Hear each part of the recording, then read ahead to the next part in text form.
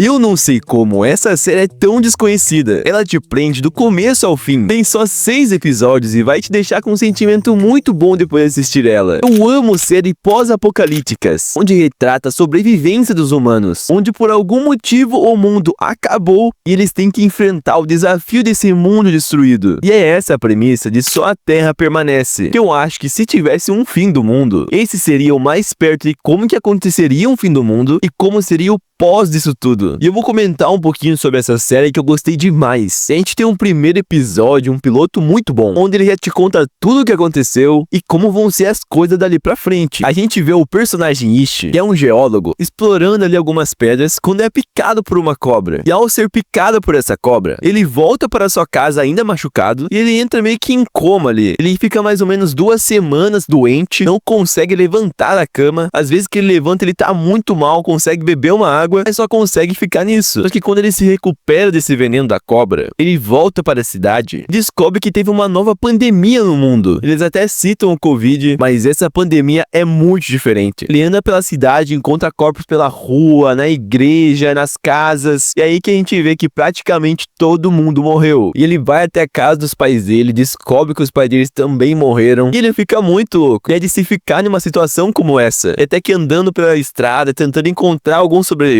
ele chega a Las Vegas e encontra 2 pessoas. E ali ele entende como que se formou esse vírus, não foi explicado como realmente surgiu esse vírus, por que essas pessoas sobreviveram e as outras não, mas o que deu a entender, como o próprio personagem diz em alguns momentos da série, talvez o metabolismo dele seja um pouco diferente, que fez com que aquele vírus não infectasse eles, e é por isso que tem tanto poucos sobreviventes na série. Ao encontrar essas 2 pessoas, a gente vê que essas pessoas estão devastadas. As famílias deles morreram, só ficaram eles. E as 2 pessoas até fizeram um trato que iam ficar ali até acabar os suprimentos. E quando acabasse, eles iam se matar, mesmo tendo muitos recursos e alimentos fora daquele prédio. Eles até pedem pro Ishi ficar também. Eles falam que não tem sobreviventes lá fora. Mas o Ishi, como não viu o início dessa pandemia, como ele quer acreditar que existe mais vida lá fora, não aceita ficar. E quando ele está saindo, ele ouve 2 tiros, o que significa que aquelas pessoas se mataram. Ele fica mais louco ainda quando tá andando pela estrada, ele encontra um cachorro, que olha, esse cachorro tem uma cena bem emocionante depois, né? E bom, essa é uma série que se passa muito rápido. Você piscou e já tá passando 1 ano, 5 anos, 10 anos, então você tem que ficar atento ali. Como acontece nesse episódio, a gente vê que ele ficou 1 ano sozinho, somente ele e o cachorro, até que no final do episódio ele vê uma fumaça saindo de uma casa, o que indica que há mais uma pessoa. A gente chega no segundo episódio, que é apresentado a Emma, e ali eles acabam desenvolvendo um relacionamento, e é muito legal esse relacionamento entre eles. Aparentemente ela é mais velha que ele, e eles acabam tentando sobreviver juntos ali, criando os laços, fortalecendo algumas coisas. A gente vê que a Emma tinha uma família, tinha um marido, mas que também acabaram morrendo com a pandemia, mas mesmo assim ela permaneceu tentando sobreviver. E a gente descobre que a Emma está grávida, e essa série tem cenas muito emocionantes, né? Tem cenas reais de sobrevivência. Um Ishi que tem um coração mais bondoso, ele não vai à caça, ele tem amor ali pelos animais, pela vida. Ele fica muito sentido a matar uma vaca ali, que eu acho que aconteceria muito num evento como esse.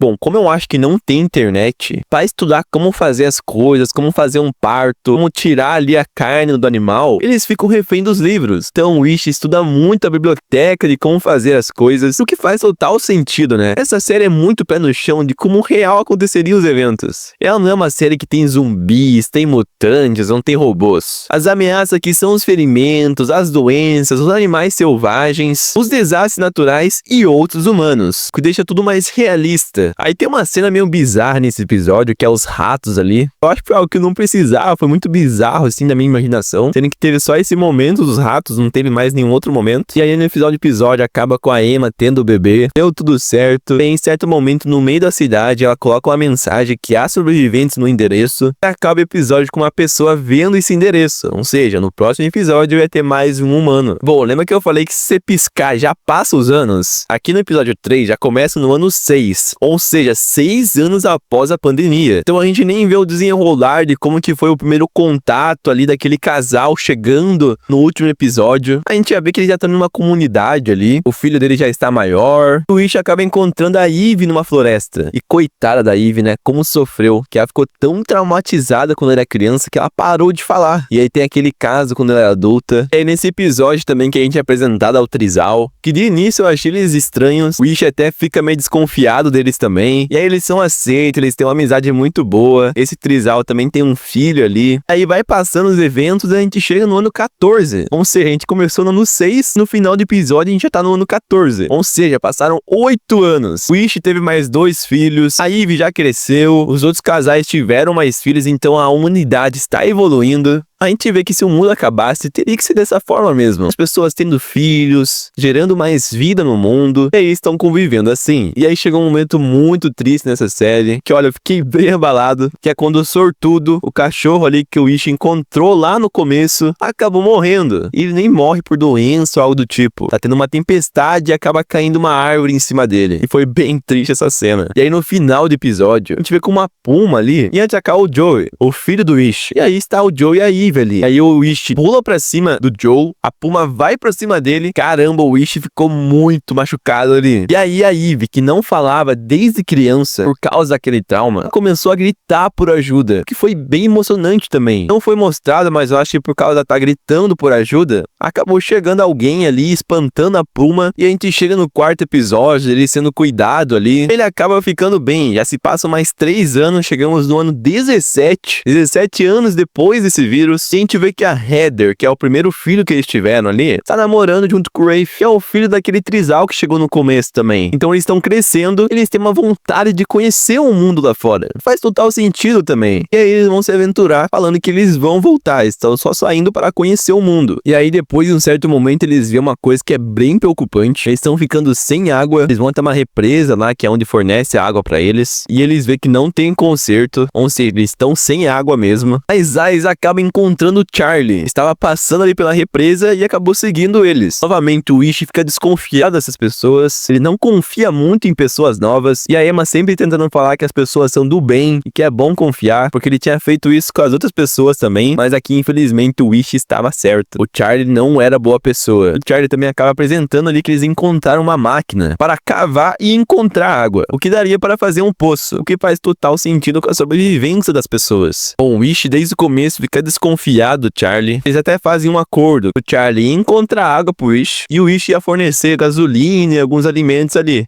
Mas a gente vê que o Charlie tá gostando daquele lugar, ele quer ficar, mas o Ishi não gosta nem um pouco disso. No final eles acabam encontrando água, então quando eles encontram água, Charlie fala pro Ishi que tá gostando daquele lugar e quer ficar, e aí o Ishi já fica bem bolado, né? Aí no 5º episódio a gente acaba descobrindo que o Charlie acabou abusando ali da Ivy. Coitada da Ivy. Possivelmente eu acho que ela foi abusada também quando era criança, e por conta desse motivo ela parou de falar, e aqui agora quando ela tá mais adulta, ela acaba sofrendo isso de novo, e foi muito triste essa cena. Aí o Ishi acaba vendo essa situação, e o Charlie debochando disso tudo, e até que eles entram em uma reunião ali pra decidir o que fazer com o Charlie, eles veem que a melhor situação é matar ele. Aí o Ishi vai lá e acaba matando ele. Aí todo aquele pessoal que tava junto com o Charlie, o Ishi dá um ultimato ali, que onde eles vão embora, se eles forem fazer o que o Charlie fazia, eles vão ter que ir embora, ou vão acabar morrendo ali. Aí tem uma discussão entre os grupos ali, apenas uma pessoa que estava junto com o Charlie, é o cara que estava cuidando da porta ali, que é o Silas, acaba discordando do grupo, e aquele pessoal que discordou ficou, e o Ishi deu um ultimato ali no Silas, falou pra ir embora e nunca mais voltar. O Silas fica muito bravo e vai embora, mas acaba voltando falando que ele não tem lugar pra ir, que ele não tem como sobreviver lá fora, que ele não tem pessoas, não tem comida, não tem nada, ou seja, ele ir é praticamente um destino à morte. Mas o Ishi não tem piedade, o Silas até